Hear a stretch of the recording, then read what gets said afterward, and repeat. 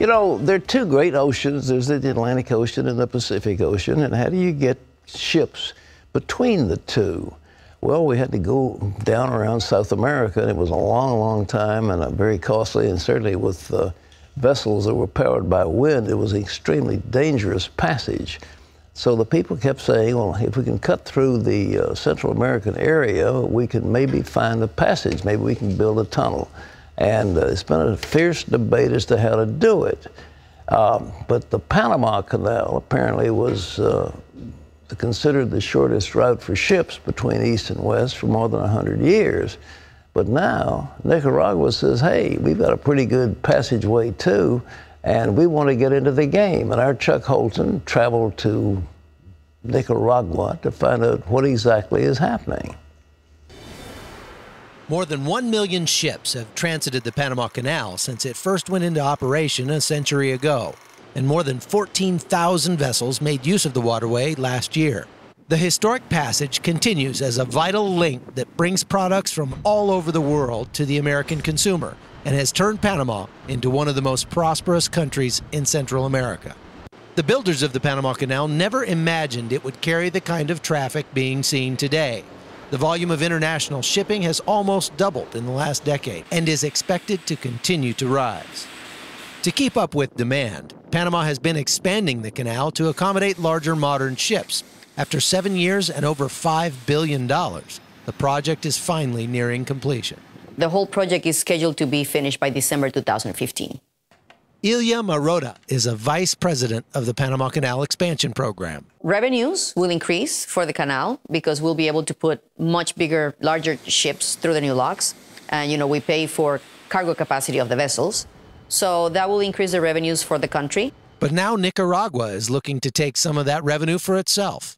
A 50-year concession has been granted to build a canal across that country, one of the most ambitious and controversial construction projects of all time.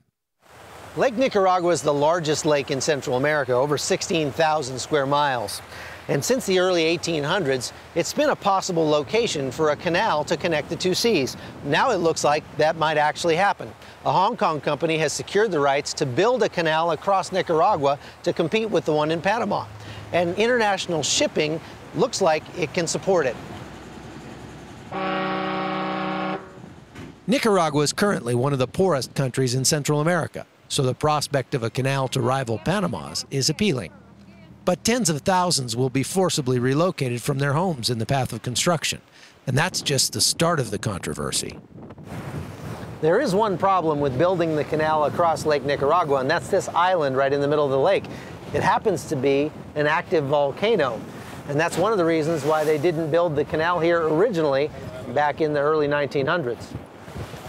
Protesters say the canal will cause massive environmental damage to the country's jungles and water supply, not to mention the fact that the Nicaraguan canal would be more than 100 miles longer than the one in Panama.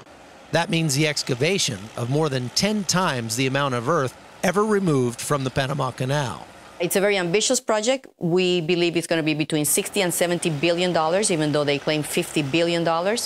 And we know for a fact that it will not be completed in 5 years. I mean, we are building something much, much, much smaller, and it's taking 8 years. If the Nicaraguan Canal is successful, it will be a game changer, not only for this poor Central American country, but for global shipping in general. And despite the risks, most Nicaraguans are excited at the prospects. La juventud que está casi sin trabajo. The young people around here are practically without work. For this reason, there is much violence and crime. But I trust in my Lord that all of this will end. With this canal that is coming, everyone will have a job. Remember, every penny that comes from the canal is from abroad. It's not internal money that's being moved around. So it's a fresh injection of money to the country. Construction is now underway in Nicaragua. If successful, the new route will definitely represent competition for Panama. But between now and then, one Hong Kong company has a lot of digging to do. In Nicaragua, I'm Chuck Holton for CBN News. But you hadn't heard about that much. None of us had. The fact that they're going to build a canal right next to an active volcano, that's not too cool either. But they'll tie into that lake so they won't have to dig that much. But nevertheless, it's, man, $60, $70 billion. That's a heap of change for a small country.